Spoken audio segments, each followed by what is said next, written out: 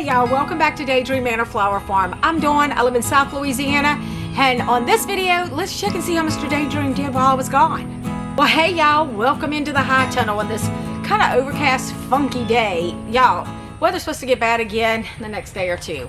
I'm over it. Alright, whew. It's been a long week.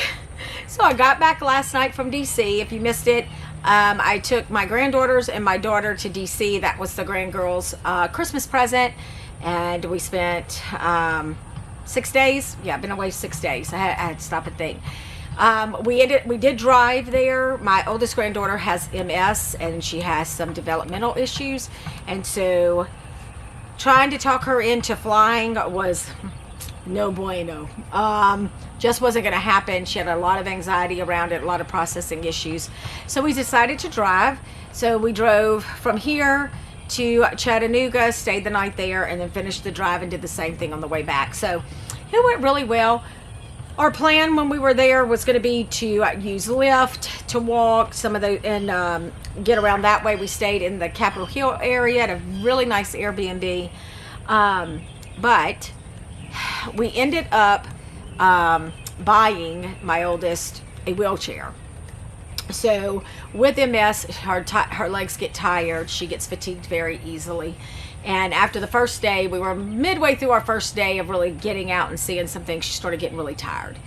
And so we talked about, let's just rent her a wheelchair. And so my daughter, we're in Chinatown, and my daughter is like on the phone with them, and she's like, wait a minute, there's a Walgreens right there. So she went online real quick. They had one transport wheelchair in stock in the store, and she's like, it's cheaper for me to buy this than it would be to rent it for a few days. So ended up buying it from Walgreens. It's super light, collapsible, easy to throw in the car. So that changed like a lot for us. So the girls, part of their job for this trip was they had to decide what they wanted to see, and we would build the itinerary around that. I didn't have anything I wanted to see. It was all up to the girls. I've been to DC several times, so it was all up to the girls. And they picked out the things that they wanted to go look at, the museums, things they wanted to do, the monuments, all the things. So we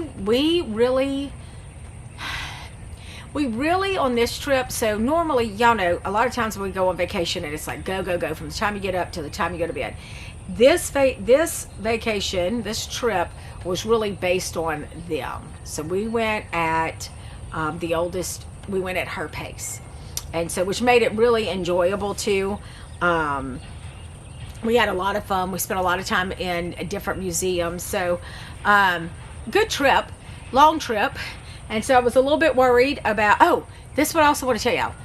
So if you are planning a trip to DC, one of the things we did find that made life much easier for us. So when we got the wheelchair, we were like, okay, my daughter was like, I can drive. It's driving in DC is not the issue. It's parking that's the issue.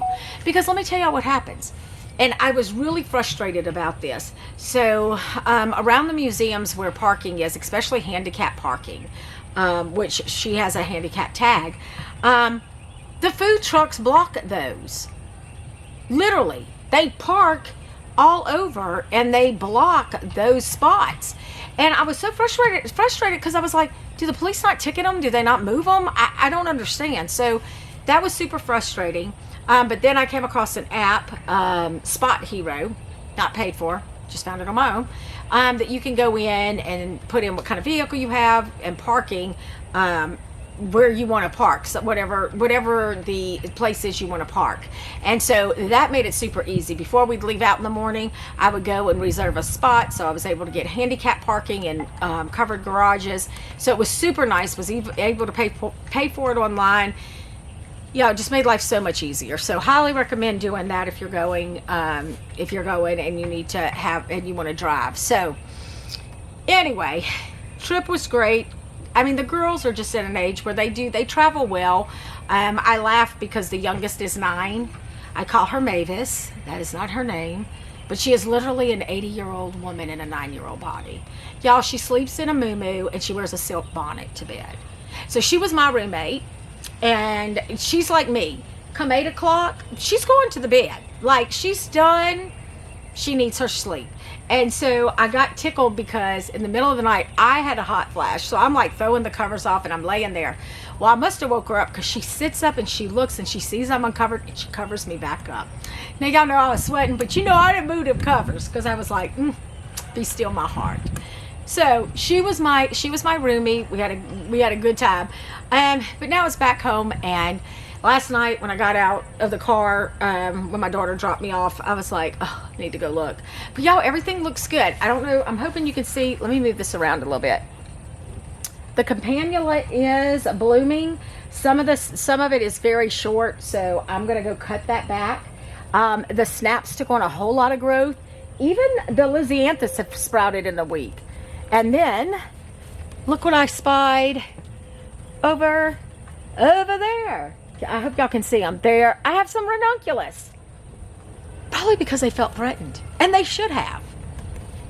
Suckers. They're still not going to come back next year. They're going to be gone. All of the lilies that are in the crates have sprouted, so they are putting on some growth. The my plants that I have left for tomatoes and peppers, they look great. And y'all, I'm going to push you up so you can see the baskets. Hold on. All right, look at those. You can actually see the green. I can see some flowers. I'm going to water all of it today. I am super excited. I also went and checked on my seedlings, and they look amazing. So Mr. Daydream did a good job. In the midst of him working, being on call, getting called out. So, yay. The field still sucks. Yes, my soil still is not back to where it needs to be. So if you've been following me for a little while, several years ago, God, this is what, my third year? Yeah, third year, I think.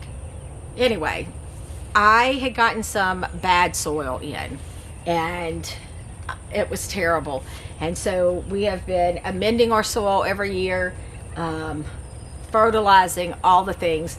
It's still not where it needs to be. Everything in the field is still really small. So we're just going to play it by ear, and we're going to see what happens. But y'all, it's starting to look like spring in here, and I need to cut all the grass in here.